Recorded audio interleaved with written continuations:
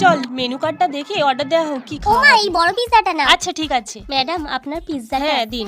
আমি খাবো। হ্যাঁ চল বাড়ি গিয়ে খাবি তো।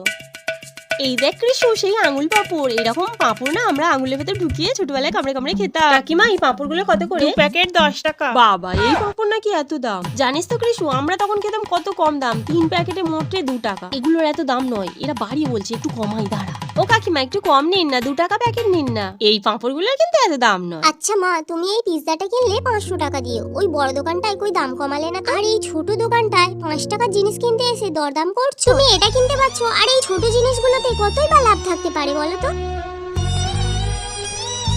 কৃষু তো ঠিক কথাই বলেছে, ওই বড় দোকানে দরদাম করলাম না, আর এই ছোট দোকানে এসে না, এটা ঠিক করছি না। দাঁড়ান দাঁড়ান, আমি টাকা বের করছি। হ্যাঁ কাকিমা, আমাকে সব পাঁপড়ের প্যাকেটগুলোই দিয়ে দিন। কি বন্ধুরা, বড়রা এরকমই করে তো।